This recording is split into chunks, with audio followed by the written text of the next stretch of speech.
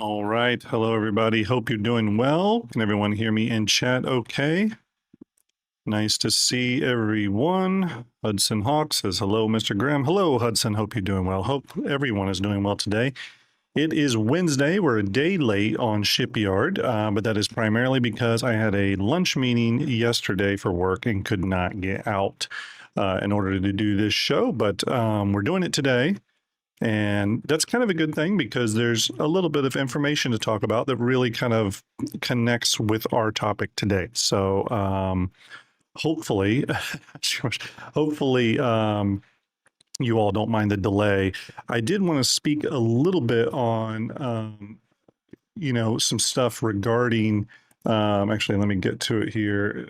Some stuff regarding the channel and just scheduling moving forward. Oh, I see Starlet in chat. Starlet, hope you're doing well. So Artorius was the volunteer. When I asked for possible producer, moderator volunteers, Art contacted me. He was interested in doing the job and has really sort of grabbed onto it full force. Gasoline Moth, thank you for subscribing. Appreciate that. You just sent the javelin overhead. Thank you very much for that support. I really do appreciate it, Gasoline. But Art stepped up, and I'm currently working with Art to sort of get a few things nailed down. A couple of things we're going to deal with is we're going to attack the schedule. I've got a new show idea that he's helping me kind of get planning for. We are working on the chatbot thing. Still having some issues with that, but still working on that. Also doing some show pre-planning, which is something I've always tried to do back in the day with the STARJUMP station and stuff like that. It was just kind of hard to do for various reasons, but having Art producing allows me to focus on content while he does a lot of the show planning stuff, and that's pretty critical because it's kind of too much for one person to handle. So he's going to handle that. Hey, Sinful Strife over on Twitch. Sinful, I hope you're well. We gave Sinful a bit of a hello the other day. If you haven't checked out Sinful's channel, what are you doing? Go check it out. Let me let's see. Let me see if I can do this here. Let's see if this works. And there it is. Little shout out for Sinful. Sinful does some great content over there, and yeah, glad you are hanging out today.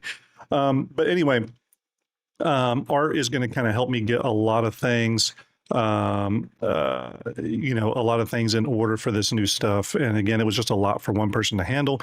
So Art is helping me. So you should see a bit of a bump up in my content.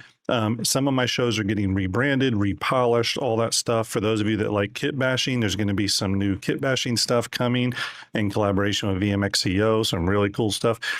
So stay tuned for all that. We are working hard in the background on that, and it's leading up to our coverage for CitizenCon and IAE. Everyone, don't forget, we are doing the STARJUMP. Let me get the link up. The STARJUMP virtual CitizenCon watch party. Okay, if you need a link to that, you do need to there's the link, by the way. You do need to RSVP, but it's a virtual thing. It's over Zoom. It's going to start a little bit before the event. We'll watch the event together, and then a little bit after the event we'll talk about it. Just kind of a different way of doing it. I know a lot of people are doing in-person CitCon watch parties. I can't do that. It's my daughter's birthday the next day, so we're going to do a virtual one for those who are into that. It's if you can go to an in-person one, try to go. But for those of you that can't, maybe a virtual one is something you'd be interested in. So last but not least, we are also trying to get some giveaway plans set in stone for CitizenCon and IAE as well. In addition to stuff that CIG supplies me to give away, I've been sort of banking some things throughout the year to do like a lot of giveaways during that event. So things like CitCon goodie packs, some of the patch bundles, stuff like that. I've been banking some of that, and we're going to do giveaways for that, including whatever ships and stuff CIG gives me. Foxtrot says, Art is producing what content, normally scheduled or some of the machinima? Art's going to be helping me produce anything that I'm doing. So there'll be STARJUMP Shipyard, STARJUMP Station, my weekly chat shows, all that kind of good stuff. Edward Muniz says, good morning, Greg. Good morning. Hello.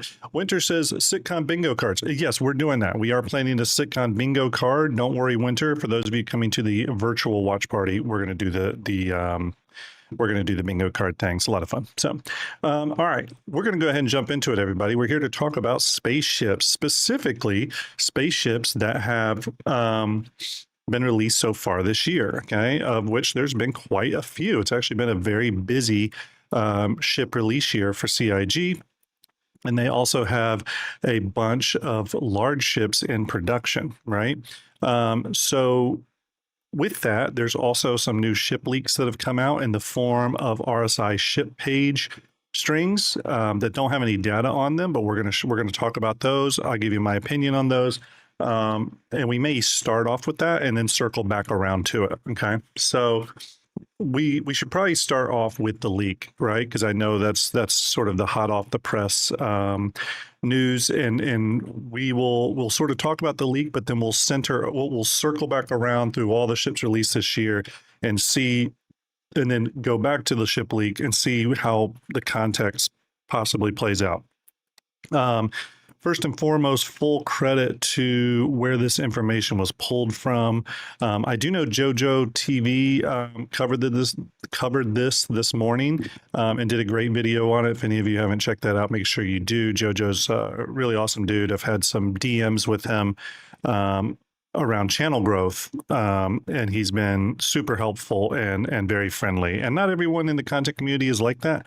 Some people like to keep their secrets close to the vest, but JoJo was super back and forth with me on some stuff, and I really like him. He does some great videos too. Make sure you go watch him. Those of you know, here at STARJUMP, we like to support other content creators. We were supported by some. So yeah, make sure you check out and support JoJo. He needs more subscribers, by the way. He's only got like 9,000. He needs way more than that. That being said, I do want to give credit to where this information came from. The information was posted originally on the Danny Whatever Discord, Danny Whatever, Hater118, and formerly of SC Pipeline. Okay, Double Farts, thank you for that follow. My follow alert is in the wrong place, though. I need to drag that down. Hopefully, this is about the right place. Okay. I also like the name Double Farts. But anyway,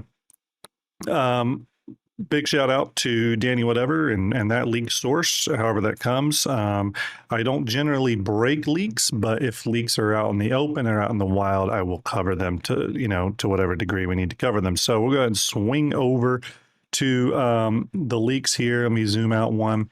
We got a few. These are our rumor/leaks, possible Sitcon IAE ship pages spotted. Now, I want to do a giant caveat here. Jeff, thank you, fingers. Giant caveat here, everybody. I don't necessarily think you need to take this with a grain of salt. I've never loved that expression. But what I do think you need to do is, these are leaks, and CIG could be putting some stuff in these leaks specifically to lead people astray. So I don't think you should buy into it fully. I don't think you should plan your fleets around this. And I also think you should prepare your wallet for this. But it is interesting information. And as we're going into CitizenCon and IAE, we're going to start to get more information. CIG hasn't done, sometimes they do a lot of work to keep things quiet, and sometimes they don't. You never know. So the leaks, these are actual pages that are part of the CIG website that just don't have any content on them, okay? And there are 3. The first one is for the Anvil Paladin, which we all knew about, right? Going straight to flyable. It is interesting that it's labeled straight to flyable, though, almost insinuating that the others are not, but we also know Jared said that we weren't getting any more concepts unless it was the battle cruiser. So a little weird, but Anvil Paladin straight to flyable. We knew the Anvil Paladin was coming. The CitizenCon goodies pack pretty much has an Anvil flight suit in there. So, that is something that that I don't think was necessarily a spoiler in any way, any sort of like surprise. I think we all knew the Amble Paladin was coming. Yeah, actually, Chad, does anyone know the price of the Amble Paladin, the concept price for Warbond offhand? I'd love that information if you have it. 300. Liquid Sky says 300. Okay. So the Paladin should sit in that $300 price point. We do know, like we do know CIG likes to cover a few price points. And it's not always small, medium, large, or small, large capital or anything like that. That does shift a little bit. But bingo, I will be giving away a CitizenCon goodies pack during CitizenCon. So hey. So regardless, the Paladin price sitting at roughly $300 price point. Okay, so that wasn't Warbond. Okay, so that was credit. So Warbond was probably 275 or something like that. Regardless, it's going to sit in that little pocket, of that price point. So, sorry, let me move a few windows around. So that being said, Amble Paladin, don't think we need to go super far into that one. We know it's coming. The next one listed was the Asperia Stinger. Now, JoJo TV covered this and showed off this ship from the Squadron 42 trailer as being the Stinger. This was sort of that hero ship that our Vandal leader jumped into and flew off. Now, I'll be totally honest with you. And again, I think JoJo's speculation on this stuff was top tier, as he always does. I think he was right on the money, especially on the third concept. But on the Stinger, I'm not 100% sure it's this ship. And I have a couple reasons to think that. I actually think it's something smaller for two reasons. One, this here is a rather large ship. And it also is, I wouldn't call it a hero ship, but based off what we could see in the Squadron 42 trailer, it seemed to be a bit of a hero ship in that one of the bad guys, the main bad guys, jumps in this ship to fly off, and we don't see any others flying around that look like this, right? So I don't think there was any sort of HUD element from the trailer on the UEE side that labeled that ship as Stinger or anything like that. Chat, correct me if I'm wrong. Raygun 972 says, isn't that the Hunter? I'm actually not sure. I don't know what this ship is called here, but I personally didn't see any evidence that suggested this was the Stinger. Okay. And here's the thing, JoJo could be totally right. I really don't know. Kaiser Leon says, I would like to point out that on the RSI wiki, that ship is in fact called the Stinger. Okay, see, I didn't know that. So that's really cool. Maybe it is. I don't know if on the Star Citizen wiki, if they're pulling that information, from anything, or if they're let's see here, I'm gonna do a search myself, or if it's a speculation or what. I mean, I never heard of this, and I follow the ship stuff pretty closely, so maybe I'm wrong, but it says right here, yep, this the Star Citizen wiki does say that. It says the Vandal Stinger is a UE designation heavy fighter. So this here, actually, is that the same ship? Yes, it is. Yeah, I don't know when this article was added and when it says last page was edited on the 25th. I don't know what was actually put in here. I just don't know if this is speculation or if this is like hard and fast evidence. I don't doubt that it's a real deal. But just wanted to point out that like it's possible that it's not the Stinger. You know what I mean? That's not the Stinger. Maybe it's a different ship. There's actually a few ships in the trailer that I felt the Stinger could be. Now, here'd be the interesting thing is if Horrible Tomato says there's previous WIP pages on the wiki as well. Yeah, I mean, it could be. It could just be an image they've thrown in there. I don't know if the wiki has any more information than any of us do. So I guess where I'm going with that is the Stinger could actually be a different ship. The reason I would be doubtful that it's a heavy fighter like that and such a large ship is that if you already have the Amble Paladin playing in that $300 price range, it seems weird that there would be another combat ship also in that price range from Asperia, sort of leaning off that. So Asperia would be the Asperia version, the Timu version of that Vandal ship. So that's a little interesting. I mean, if you go back to the Citizen, the thing, there's a lot of ships in here that the Stinger could be. And I know that there are times where, we'll hear certain names attached to certain ships, but again, where is that information coming from? Unless it's coming from CIG, I don't know if it's just speculation or not. So I don't know. It says here, Dean Sandstrom says, we knew about the Stinger from 2014. They showed off the old model back then. Okay, cool. So I need to look for that old model. I don't know if I have that. I do have a bunch of the old Vandal ship models, actually, for the King ship, the Driller, and a couple of others. I don't know if I have the Stinger, though.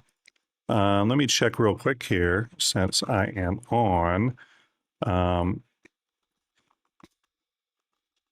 Let's take a look. But again, I don't claim to know, exactly what this ship is, but we will see. I am seeing some information about it online. Oh, here it is. Stand by. This is from Teller. Some of you remember Teller from back in the day, did Star Citizen content. We'll pull up his video real quick here, but he says here, this is a Star Citizen Vandal Stinger preview. Now, this would obviously be an old model. This would be an old model, but it does look remarkably like the ship we were just seeing, right, with the new version. So maybe it is a Stinger. I don't know. Now, here's my theory on this. One could say, why are we getting? Why will we be getting an Asperia Vandal sort of ship, right?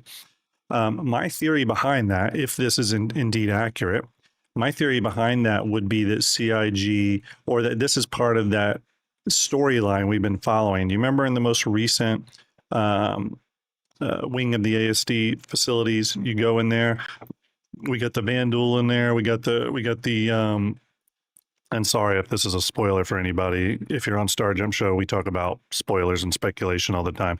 But if you remember, they had the big, what was it, the Blade, or I think it was the Blade. I forget. It was one of the Vandal ships, like up in the rafters, and they're using the power supply from that to power some other stuff.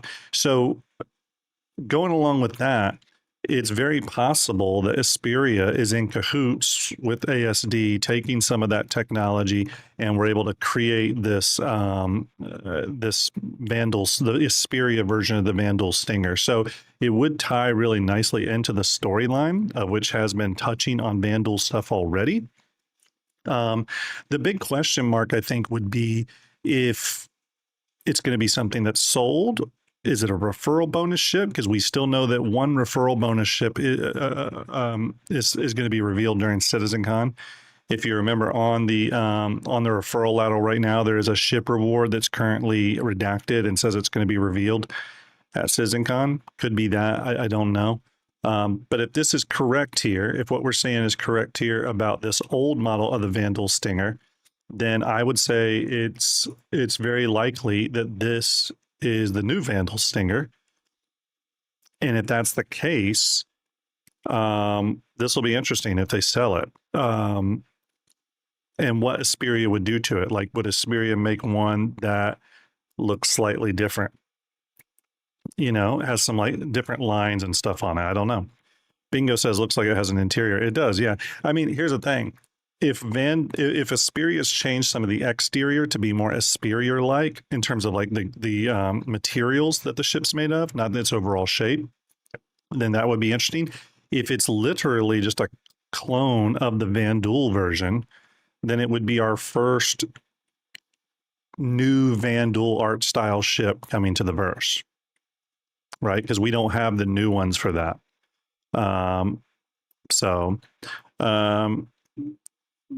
Treasy Alpha says, I hope it's, by the way, first time chatter. Thanks for joining us, Trees. I hope it's not a referral reward ship. I would actually like to have a chance to own one.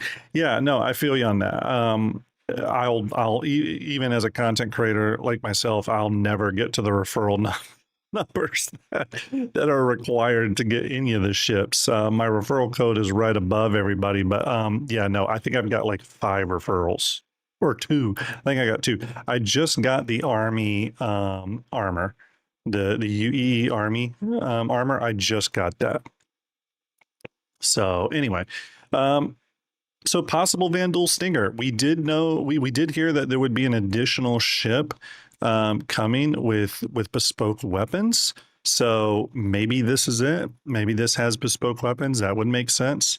That would probably kill my speculation that we were getting an Ares variant with a beam weapon.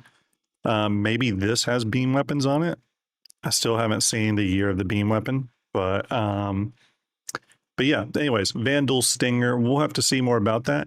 One nice thing about this, though, and by the way, thanks for everyone turning out today. We got 43 over on Twitch and, oh my goodness, 165 on YouTube. Absolutely amazing. Thank you, YouTube community, for really showing out today. Amazing. But it's going to be exciting nonetheless, because any ship by Asperia I'm always kind of interested in. I am a big fan of the Talon, although I don't like the variants and how they're set up. But I love the ship in general. It would be really interesting to see Asperia's version of the Stinger, if it's any different or if it's just a straight clone. So that being said, that moves us on to our next leak, which is the Gray's Market Shiv. Yep, and that's all the information. So this is an interesting one. This one to me really screams Wicklow, right? So just like we have Wicklow version of ships, this is Gray's Market Shiv. This sounds like a manufacturer, or maybe not a manufacturer, but a source. Because if it was a manufacturer, they would have just called it a manufacturer name. Gray's Market sounds more like a source or a location we will get ships from, like a Wicklow, right? And this is something JoJo TV covered. So big shout out to JoJo, because I think he was dead on with this speculation. So I would tip my hat to JoJo on this one. And I think I even commented over on JoJo's video that I totally agreed with his thinking on this one.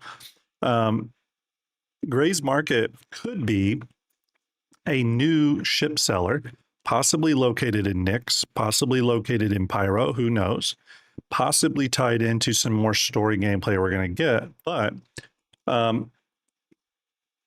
pulling up a comment that was made in one of the previous monthly reports or Inside Star Citizen, they said, CIG said, also the team began filling in additional details for an upcoming location, honing specifics to help further guide art and design as they populate it with locations and gameplay. They also crafted lore for a new ship seller, who the narrative team hopes will be a fun addition to the verse. So again, a new ship seller, okay? That new ship seller could very possibly very possibly be Gray's Market, right? And Gray's Market could absolutely be some sort of, ship,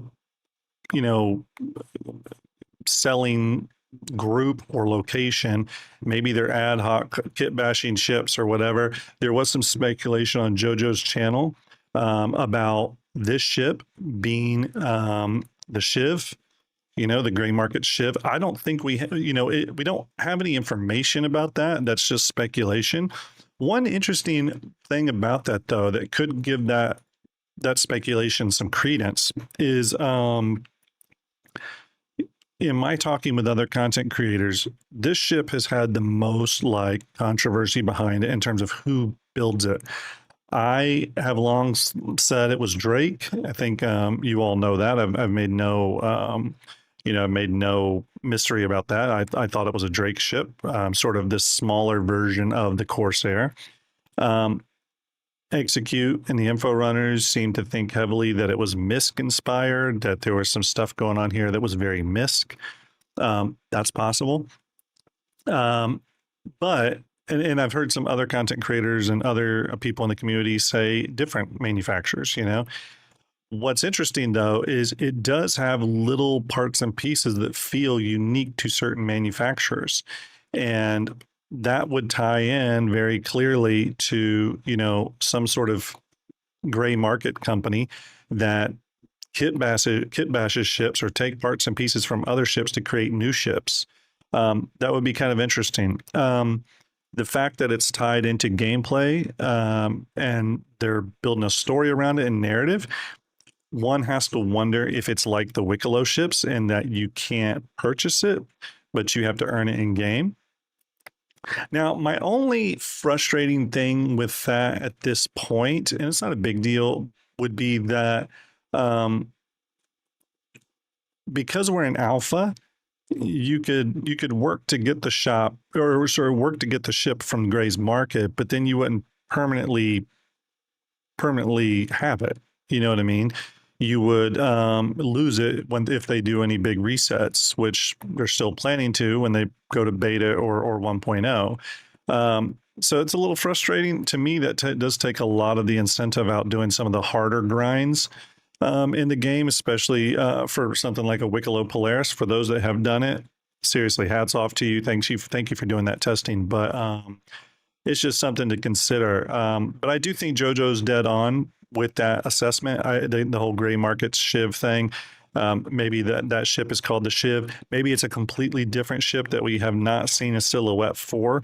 But I do think it's interesting that one ship has had so much controversy, right? There was a similar page for the RSI Perseus that looks like it was being prepped for IAE. So, you know, again, there's no big mystery there. I think we all expect the RSI Perseus to drop at IAE. That'll be a 100-meter gunship. So we'll see. We'll see. But anyways, I think Cody Fox says he soloed the Wicklow Polaris. Oh, that's awesome. I don't know how big of a deal it is. The grind is. I just figured it was a really painful grind. Of course, I've had some rough Star Citizen goes lately, but anyway, Spicy says they don't even need to reset. We lose our ships every month. So anyways, this is the sort of latest information. Obviously, this is the first stuff that we've seen. Obviously, the Asperia Stinger or the gray market Shiv stuff could be just troll stuff that CIG's putting out there to sort of throw us off course. That's very, very possible. Again, I wouldn't, look too deeply into it, but it's at least some breadcrumbs, right? What I think you can take away from this pretty clearly is that we will be getting the Amble Paladin at CitizenCon, and we'll be getting the RSI Perseus at IAE, okay? And we'll have to see what else comes.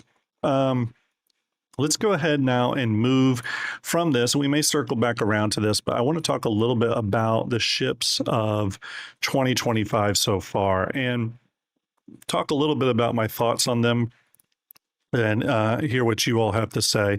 But we're going to start off with the first ship released in 2025, which was the Anvil Asgard. By the way, we are updating the art to this. The white's a little too white. I believe I sent Starlet some new artwork that brings down the brightness level of the Asgard. So stay tuned. I think we'll get that in there soon. But the Anvil Asgard launched at the beginning of 2025. Again, we saw it last IAE. I don't know how all you feel about the Asgard, but I think the Asgard has been one of the best performing ships of this entire year. If you go back to some of my original streams, I actually even said that I wasn't super excited about it. It was interesting, but I didn't think it was going to be part of my fleet or anything. Turns out, not only is it part of my fleet, but I would say it's like it is a workhorse. It is I wouldn't call it a daily driver, but it's definitely a workhorse of my fleet. I've said many, many times it's like an extra large Cutlass Black, and I stand by that. It's by no means perfect. I do wish the bottom floor had some additional changes near the front of the ship, but in general, it is a real workhorse, like a serious workhorse to my personal fleet. I see this being a ship that has a lot of staying power, as the game continues to move forward. There's Artorias produces. Artorias, hope you're doing well, buddy. I did talk to everyone at the beginning of the show about our plans and your producing efforts and us getting the streams and the shows organized in a better way, pre-planned in a better way, all that kind of good stuff. But yes, Anvil Asgard, again, I think it's a solid purchase. If you have purchased this ship, I feel like it's a solid purchase. Again, it's found a really great place in my fleet.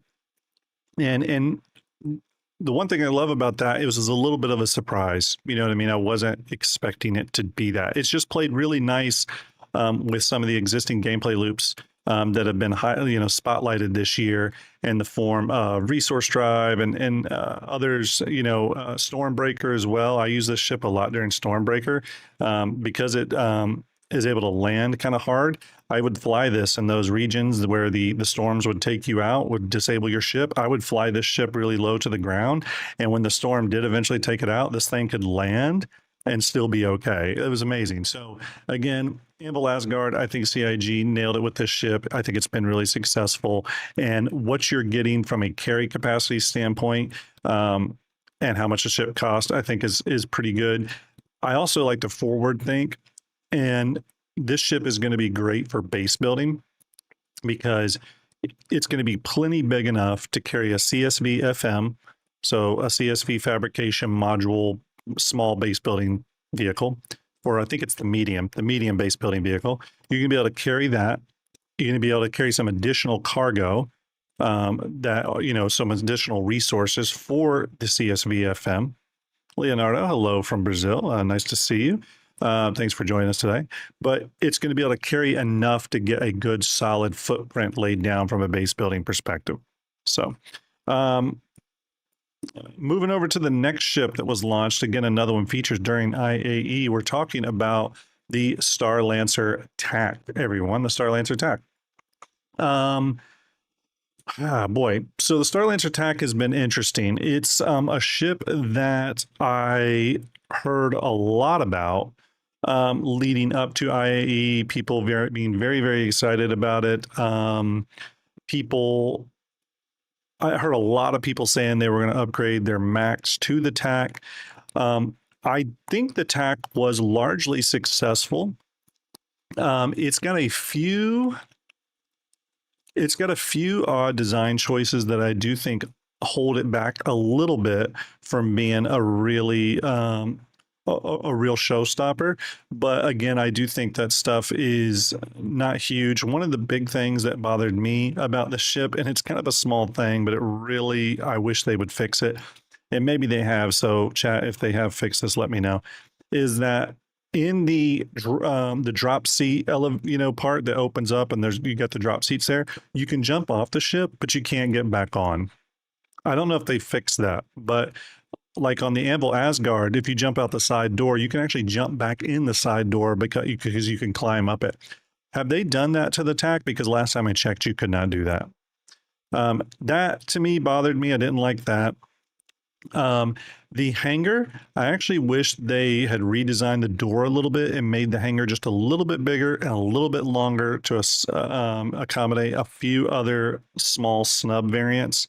I do think there was a way to do that based off the interior layout. It would have had to eat into habitation a little bit more, but I think that would have been a nice addition to this. Again, there's a lot about this ship I do love. I do really love things about this ship, the medical on board. I'm not too concerned about the side broadside turrets not rotating 90 degrees full forward. I know Execute from the Info Runners has an issue with that. That's not a big deal to me in light of what this ship is supposed to focus on, but it is like another little thing about it. Now, don't take what I'm saying as like a knock on the Star Lancer attack. I think the entire Star Lancer series is a winner. Star Lancer Max I own. I had a lot of work being put on that ship's shoulders during Emma Line and Mine, for example. I was moving cargo and things.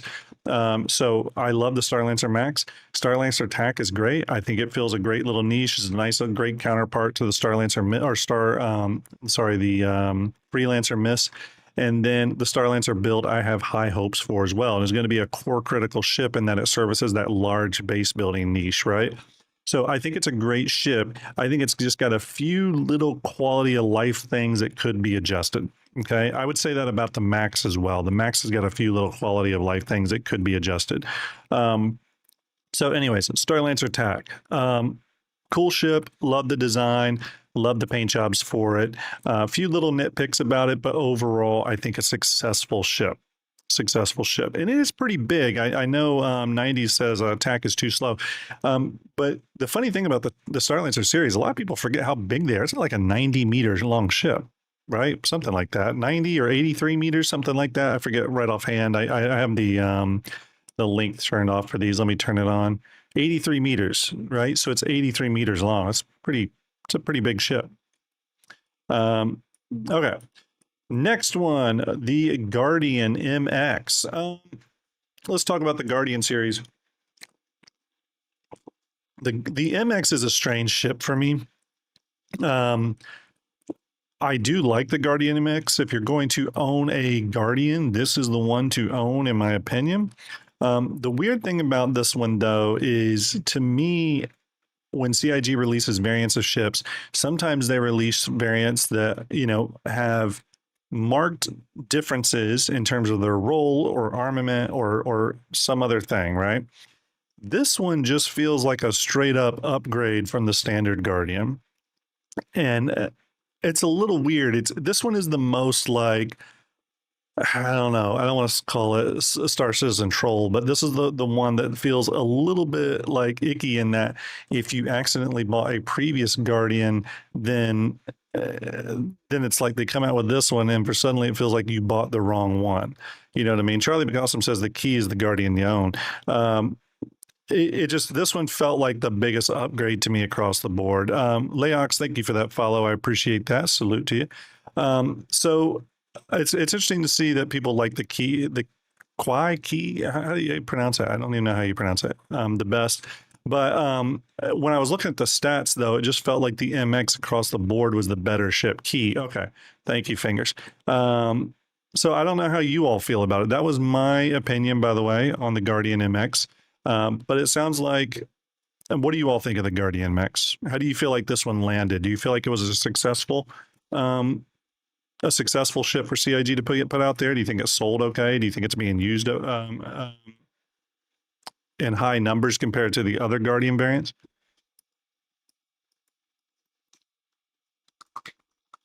Let me know. Quee. Okay. Which one has the bed? I think it's the base Guardian, right? That has the bed. Am I right? Finger says he thinks it missed. Well, here's the thing. If it did miss, that may be the reason, because there was, when you look at it, it just seems like a more expensive, heavy hitting version of the base, right? So I think that does create a little bit of buyer confusion, and maybe that's why it would hit that way. Excuse me. Bingo brings up a good point. One fits in the Polaris, the other doesn't. The Guardian MX doesn't, because it is a bigger form factor. It is a bigger form factor to the base. Cypher, thank you for subscribing. I really appreciate it. Salute to you. Stand by, everybody. All right. I got the coughs today. I don't know why. All right. Yeah, so the Guardian MX. This one was just a bit of a weird one. I think there was a lot of excitement around the Guardian series originally, and for me, some of that excitement seems to have fallen off. I don't know how you all feel. I have not seen a lot of Guardians out there, although I don't try to get into a lot of combat scenarios. But for those of you that do a lot of combat, is the Guardian a ship that you see a lot? Any of the variants? I always kind of go by that. Like if you see it out in the verse a lot in your day-to-day gameplay, like that means it must have some traction.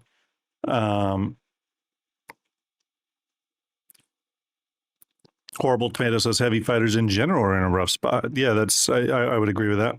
I would agree with that. Okay, so I'm seeing some people do really like the ship. So I mean, here's the thing. It just didn't. It never sat super great to me. I did not buy one. I do like the look of these. I'm not the biggest Mirai fan, actually. I'm not the biggest Mirai fan, so we'll see. Azrael says he sees the MX being used a bit. Okay. That's good to hear. I mean, listen, I want all the ships to release to be successful and for people to like them. So I just haven't seen any myself, so I was curious. All right, let's move along to the next thing. All right, here is the MTC. This is the Grey Cat MTC. This is an interesting ship. This one, or vehicle, this one is the sort of mobile armory. What did you all think about this one? I thought it was definitely filler content for the time being. I would like to see more vehicle-based or vehicle-supported gameplay come into the verse before I pick stuff like this up. Right now, these are definite earning games for me. But the Guardian MX, I love it from a design standpoint. I think CIG nailed that. I love this Grey Cat style design stuff.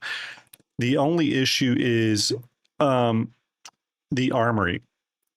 What I would have preferred is if the armory and weapons lockers and all that and suit lockers were not internal but external facing.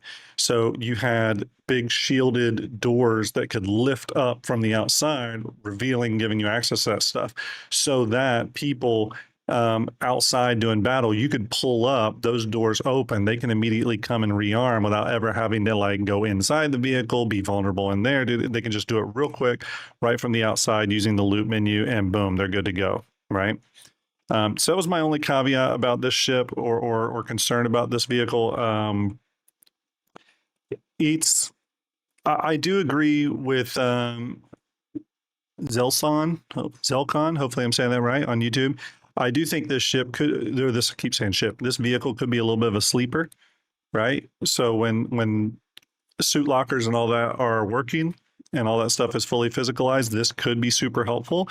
It just seems like it's in a slightly weird place, especially for its size. If they were going to do a mobile armory, I think I would have preferred it to be a little bigger. Something like ballista size, something that can carry enough rearmament and resupply materials to resupply a full platoon or whatever. So again, its size is a little weird. It doesn't have a lot of usage in the game right now, but maybe that will change. Oh, let's zoom out. All right, our next big one to talk about, the Idris P that launched, the Idris Peacekeeper. Oh boy, a lot to say about this one. This obviously was a big surprise drop at Invictus. And let's see, how do we talk about this one? I think that it was great that they released it. I think CIG did some cool stuff with the release of this. I do like the kits and all that kind of stuff. The paints, everything was great. However, I am a little concerned about the exterior being released as is. I know CIG has the new exterior. We've covered this, in depth on weekly chat and Shipyard before. But I really wish CIG would have released the new exterior along with this, only because and here's that new exterior, everyone. If you don't know what I'm talking about, you can see the Chevron engines there. The engines are different here. All the exterior cladding is different. If I pull this over, you can just see how all this is different. This has got the older engines on it. Let me stand by. You can see, here's our Chevron engines. You can see this has the up and down engines again. So it's one of those things where to properly release this, I would have loved it with the Squadron 42 exterior. There are a lot of issues with the exterior of the current in-game PU version of the Idris. I hope it's not CIG's intent to leave it. There's some texture issues, some landing gear issues. The interior of the landing gear cavity's got problems. There's intersection issues, low res textures. There's just a lot of stuff that sort of, and partially this is because they've done such a good job on the Polaris and other big ships, right? They've done such a good job on those. It looks like the Perseus is going to be another one of those, that it makes the Idris look extra bad, right? So that being said, and by the way, everyone, we do want to get the Idris kits in Fleet Viewer. I just don't know when we're going to do it, but we do want to do that.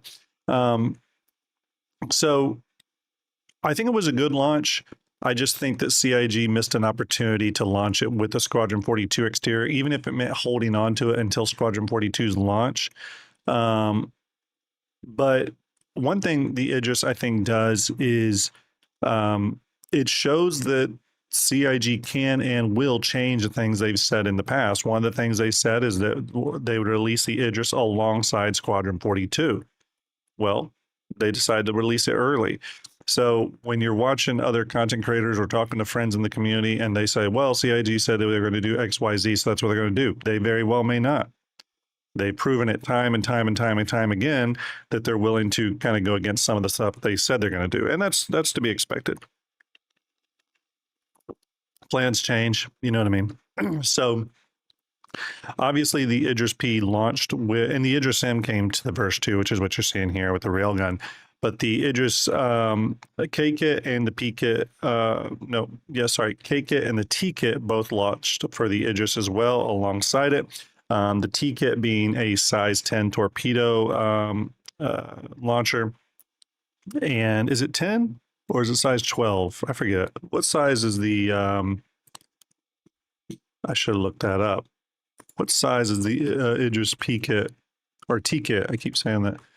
Idris T kit. Let's look it up here on the wiki. Yeah, so it fires size 12 torpedoes. Size 12 torpedoes. That was a bit of a surprise. And then the K kit, obviously, with the beam weapon, which was a lot of fun, by the way. I'm surprised we haven't got more beam weapon gun ships, but I think all that was successful. I've talked many times in the past about CIG needing to find other ways to monetize these really big ships. So it makes sense that they would do more kits for the Idris. I could see kits coming for the Perseus. I could see kits coming for any ship that has bespoke weapons, by the way. We've heard from CIG. They heavily hinted at the Ship Showdown and Q&A that we are going to get some customization and or upgrade paths to the bespoke weapons on ships. So you can expect that. I think bespoke weapons may even be able to be switched around a bit. Partially wondering if, for example, with the Ares, if we're not going to be able to switch the guns from Ion to Inferno and stuff with some of those internal component changes as well. I don't know. I'm speculating heavily, but it honestly wouldn't shock me. It really wouldn't shock me. Real quick, everybody, stand by. By the way, if you're over on Twitch and you have friends in your communities, in your orgs, and they are not watching on Twitch, please send them the link. We're still trying to build up our Twitch community. Our YouTube community going super strong today at 226 watching, 49 watching over at Twitch. Really appreciate all the support from both YouTube and Twitch audiences. Thank you very much. But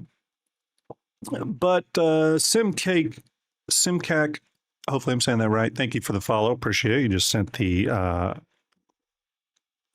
Kraken right below me. Oops, got a window mess up. But anyway, Idris P, it was cool that it came out. It was a big hype deal. I just feel like maybe the release of it was less impactful than it could have been with that new exterior. Even if it meant CIG had to wait a bit, I think it just would have been a much, much bigger deal. Idris P, though.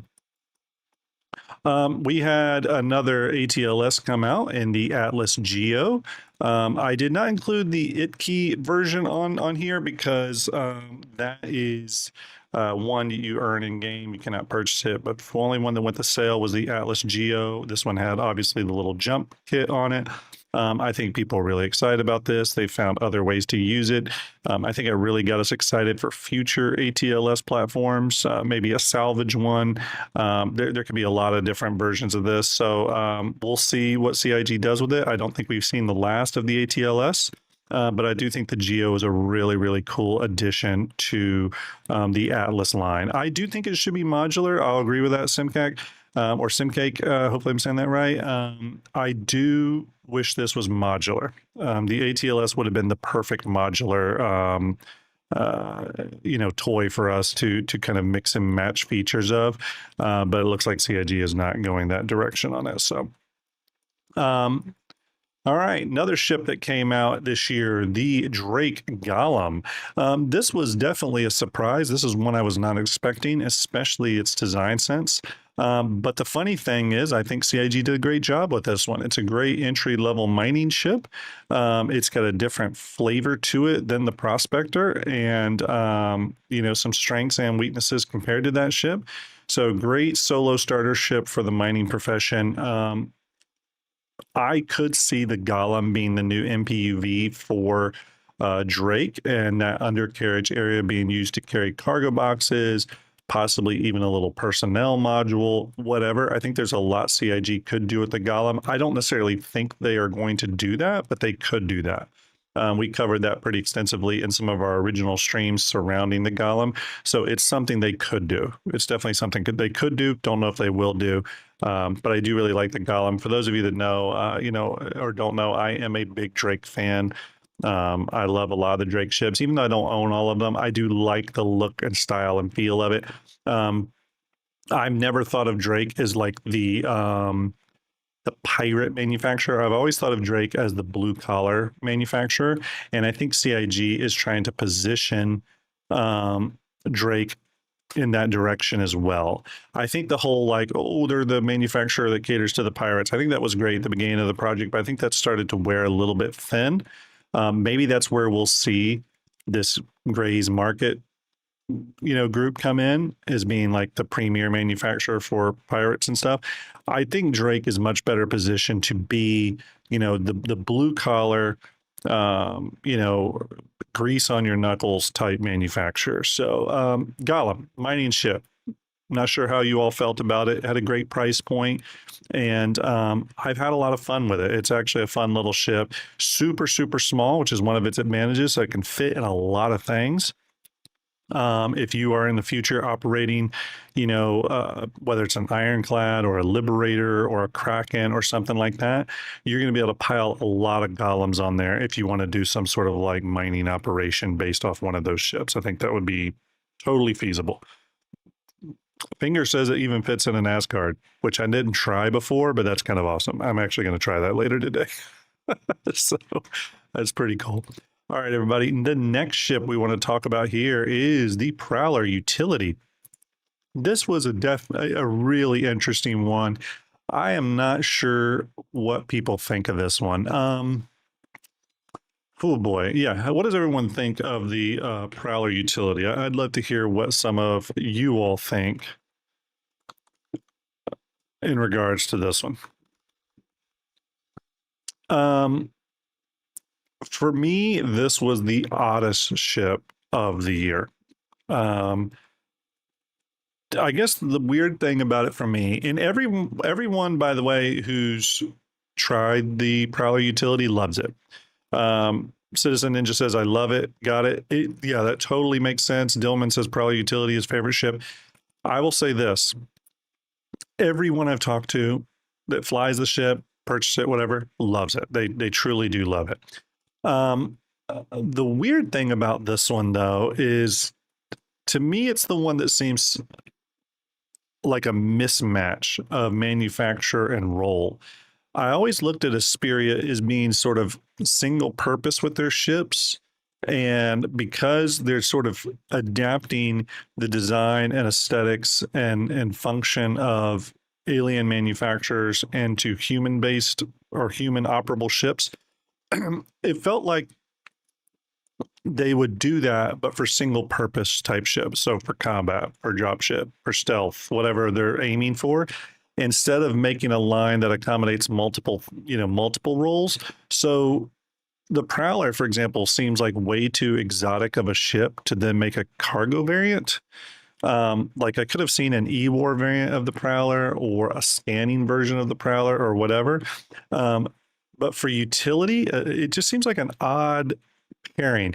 It kind of reminds me of like if you had a Ferrari and you decide to make a Ferrari SUV. Now, to be fair, the Italian car makers like Lamborghini and German car makers like Porsche, they do make SUV versions of their lines.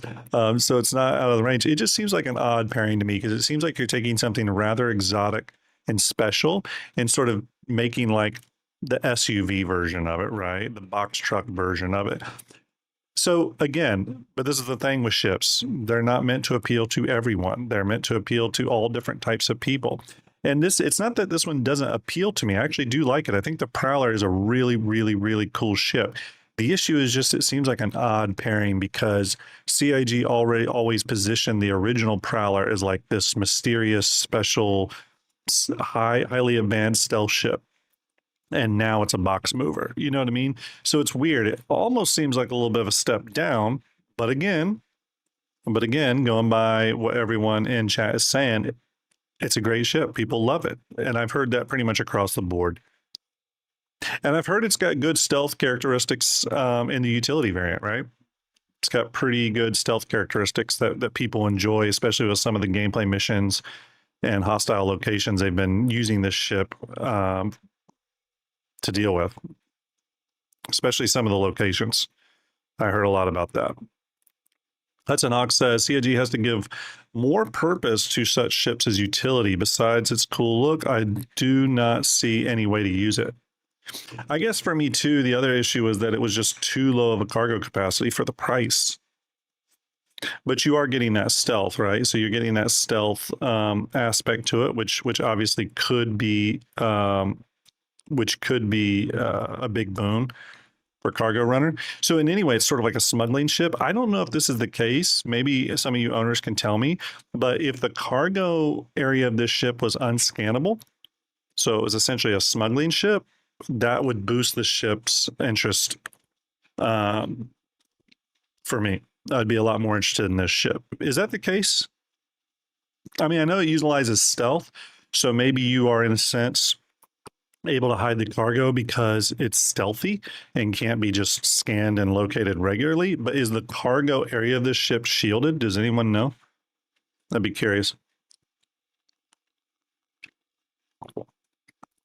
I'd be real curious. By the way, 238 people watching on YouTube. Oh my goodness. Thank you, everyone. I really appreciate it. 56 over on Twitch. Share us with your friends. I really appreciate everybody. Also, do not forget, everyone, if you want to support STARJUMP, what we do, the shows we create, STARJUMP Fleet Viewer, all that stuff, feel free to head on to our Patreon and get in on that. We really, really appreciate it. That money goes towards helping us make content, equipment, render stuff, all that kind of good stuff. Yes, I agree. Our epic viewers today, epic viewers. Citizen Ninja says, doesn't need to be shielded since you can't detect the whole ship unless you get close. Okay, well, yeah, and that's sort of what I was saying. That's sort of what I was thinking. I don't own this ship, so I wasn't 100% sure. But if that's how it works, then I can see the advantage of this. It sort of becomes then a smuggler, a blockade runner. That's sort of what it becomes. I do hope CIG leans into customs and security and scanning at the jump gates in the future. We have heard that they're going to do that because that would really push up the interest in this ship for me. All right, moving off the Prowler utility, we have the RSI Meteor. Meteor is obviously the variant of the Mantis, although it's not quite a variant. It's like a full new ship, but obviously based off the Mantis hull, brought with it a host of RSI design updates for not only this ship, but the Mantis. I think this ship looks really interesting. It's got two dual bespoke size 5 guns integrated on this port and starboard side of the ship. A little bit of space for cargo. It's an interesting platform. I guess this falls in the medium. Is this a medium or a heavy fighter? I assumed it was medium. I guess I should have checked. Is this a medium or heavy fighter? Chat, let me know. Educate me, chat. Meteor, medium. Keep it secret says Meteor. Let's see. So they're calling it a medium. Okay, yeah, it's really. I always have to ask now because again, there's been so many weird pushes and pulls of the medium, large, and small categories that sometimes I don't know. Pretty sure medium though. Everyone's saying okay. Oddball says called a medium but feels heavy. Yeah, it's an interesting ship. This is one Jared was especially excited about. This ship was definitely interesting. I love the look of it. Really good paint job, by the way. I hope this paint job comes to the Perseus. But this ship just was not for me. But I do really like the look of it. I actually like the integrated bespoke size 5 guns. I think they look really cool and they sound really cool. This is a ship for a special person who really likes that Mantis design, but wanted something not quite as niche as the Mantis. So in that regard, I see this as being a win.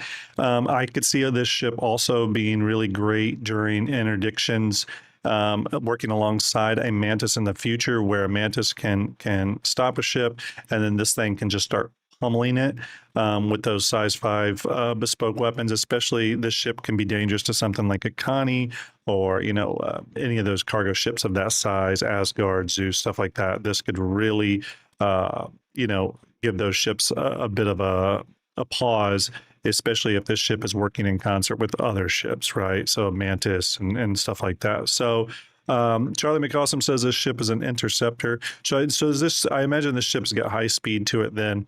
But yeah, this was an interesting choice. We kind of heard some rumors early on that this one was coming.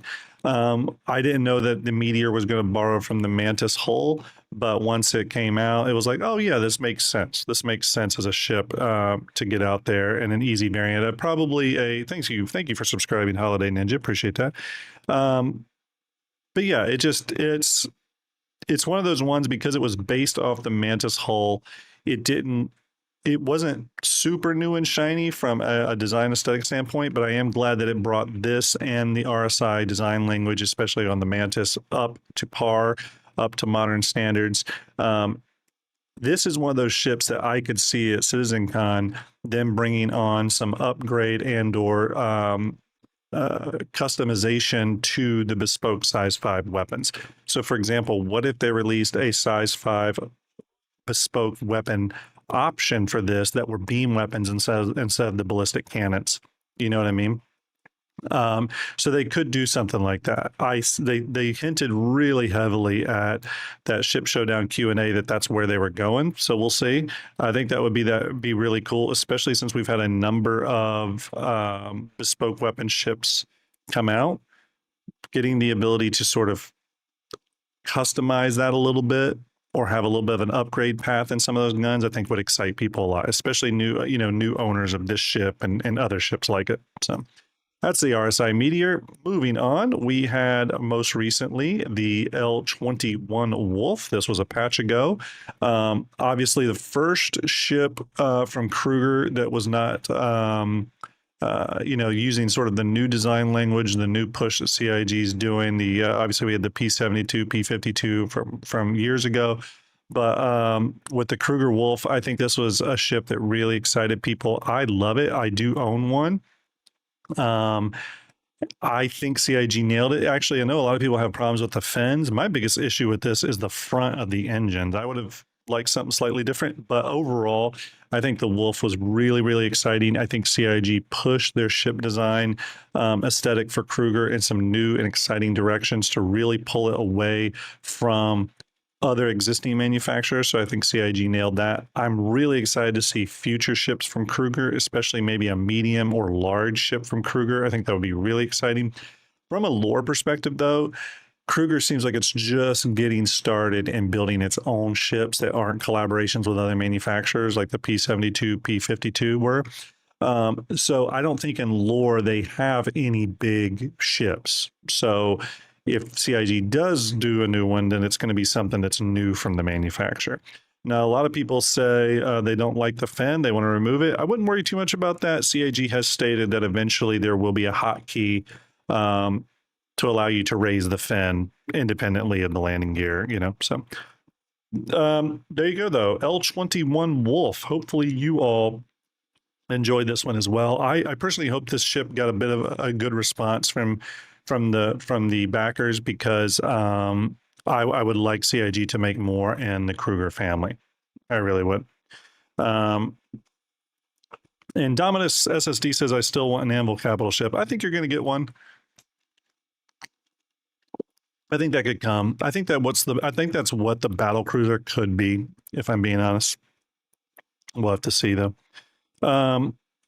All right, moving along to the last ship we're covering, because this is the last ship that was released this year, the Apollo Medevac and Apollo Triage. Now, obviously, we just covered this pretty, with a lot of extent in some previous shows just recently. So we're not going to go super in depth on this right now, but Apollo Medevac, another ship, and Apollo Triage, another ship pulling heavily from that RSI design focus that CIG's been doing now for a few years, starting with the going all the way really back to the beginning of the Polaris's development a few years back. That leading on into the Perseus, but then we got a lot of other ships as well, including the Zeus series, both the CL and the ES, that led to the Meteor and other Zeus, or sorry, other RSI ships that I've had some work done. We know that they're working on the Aurora series, bringing that up to standard. I would imagine there's going to be some changes to the geometry of that. And the Apollo really benefited from a lot of those design. A lot of that design sort of marinating at CIG and them getting that style under their thumbs really well and getting attuned to it really well. So you see that in the Apollo. It's really, really a nice design ship on the exterior, especially. Interior looks great. I actually think it's one of the better looking interiors. Now, putting aside some interior design or interior layout choices CIG made, which I think a lot of content creators, including myself, have and citizens have talked a lot about maybe some interesting choices being made there by the ship team, but obviously those were made for specific reasons. Ultimately, I think the Apollo series is a high watermark for large ships. In that 60-meter range. I think this ship comes in about 64.5 or 65 meters. I do think it's a high watermark for that ship size in terms of fidelity, texture quality, geometry quality, all that kind of good stuff. I know a lot of people will bring up the Polaris. I do think the Polaris is going to reap some of the art and design benefits from the Apollo and the Perseus. I would love if CIG sort of surprises us with that at CitizenCon or IE and reveals that the Polaris got some internal artwork updates to sort of bring up its medical bay a bit, because the RSI Polaris definitely deserves that attention. You know what I mean? It deserves its interior medical bay to look super sharp. The one thing I would caveat on that, though, is that RSI capital ships, especially the military ones, the RSI military capital ships, if you've ever seen the interiors of like the Bengal, if you've ever seen some of the shots of the interior of the Bengal, it actually is pretty sparse and cold feeling. There's not a lot of decaling work. You can catch interior shots of the Bengal and some of the Squadron 42 stuff. It's very cold, very bare, very like almost like brutalist and hard surface looking inside. You don't see a lot of decals and stuff like that. So again, the Polaris does kind of link up nice with the Bengal's interior art style. It just we know that CIG wants to bring that up a bit, right? We do know that.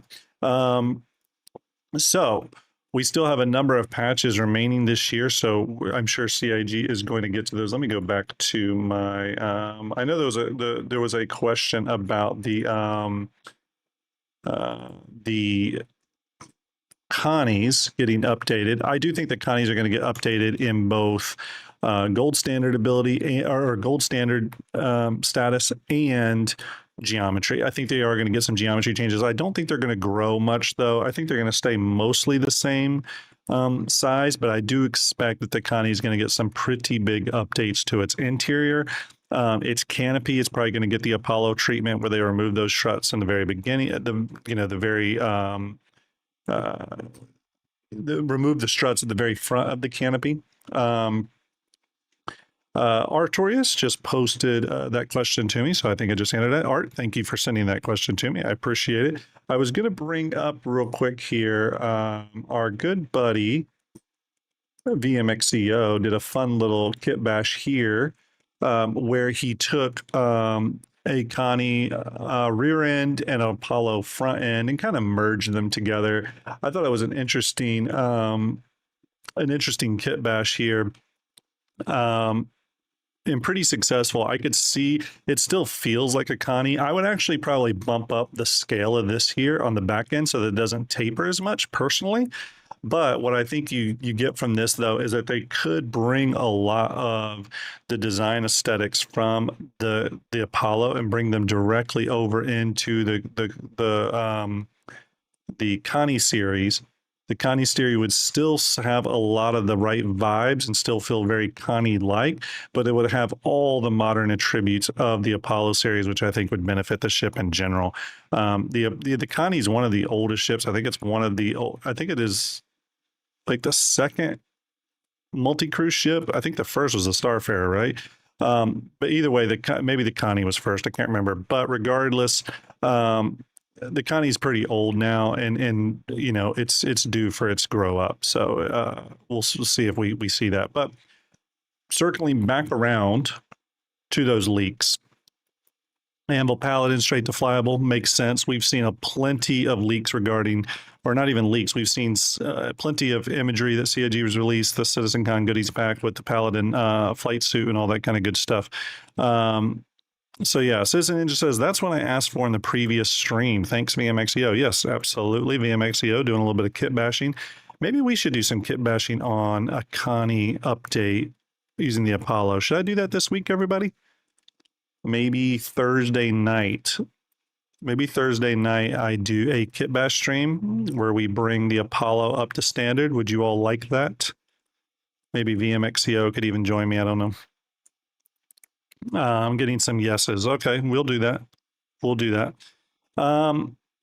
Obviously, the Asperia Stinger. I think if we are getting, if we are doing, yes, yeah, exactly. I just thought of that, by the way. We'll say maybe tomorrow night. But if we do get an Asperia Stinger, which is one of the leaks here, then I think it's because it's tying directly into the gameplay narrative that we've been doing. We've already been getting those Vandal hints. I think it's very possible that ASD and Asperia could have been working together, and ASD selling some of the Vandal technology stuff to Asperia, and Asperia then makes the Stinger. So maybe that is coming to the, to the PU. It just remains to be seen if it's the new sort of Vandal look or if it's a unique Asperia take on that Vandal stuff. So that'll remain to be seen because we don't have any of the ships in the PU that have the new Vandal art style. We have the old Vandal ships with the old Vandal art style, but we don't have the new Vandal art style. So that'd be nice to see. We originally didn't think we were going to get that until until Squadron 42. But is it possible that CIG releases updates to the existing Vandal ships using the new art style before Squadron 42 comes out? It's very possible. It's very, very possible. And then last one's there's the gray market Shiv. Again, if gray market is some sort of like ragtag, kit bashing sort of, shipyard that you can go to and purchase ships, maybe that is the source for this ship here. We don't know. Again, there's been that controversy over this coming from different manufacturers. Very, very possible, right? Very, very possible. I'm sure Execute would probably agree because we've had some disagreements over which manufacturer that's coming from. So again, that ship is called the Shiv, Gray Market Shiv. We don't know what it looks like. It could be the Flappy Bird. We do not know what it looks like. That remains to be seen. But you can expect as we venture forward towards CitizenCon, more and more leaks are going to come out. There have been a few other changes here. Let me, actually, maybe not.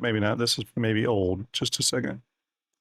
The last thing I wanted to bring up is there was, did I save info about it? Is that there was this posted by Wikipedia outlining a new gameplay testing group. There's been some streams on this a lot. I won't go too far into it, but essentially this would be a hand-selected core group of players, probably known for certain types of gameplay, testing this specific testing specific gameplay focus, features coming online, whether that's hacking or resource management or whatever. Who knows what it could be? But obviously, it looks like CIG is doing that. I'm sure this will be, by invite only. It'll be under NDA, so we're probably not going to hear a lot about it. We'll probably hear some off comments about it that leak out, but I don't think we'll get a lot of information because this will be a very small, very closed group.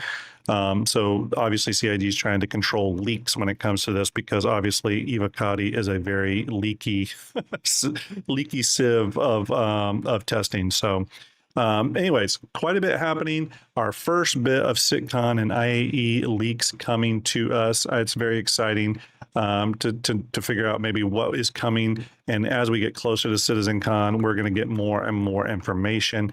I do hope that leads us to a place where we have some surprises, though. Some surprises for CitizenCon. I would really like that. If you all remember, we had the consolidated Outland ship that we saw in the silhouettes. This one here. We've got the Flappy Bird, which could be that gray market Shiv. We've seen other ships talked about. I talked about on my channel the Ares variant and stuff. So again, there could be some surprises coming to us that we just don't know yet, right?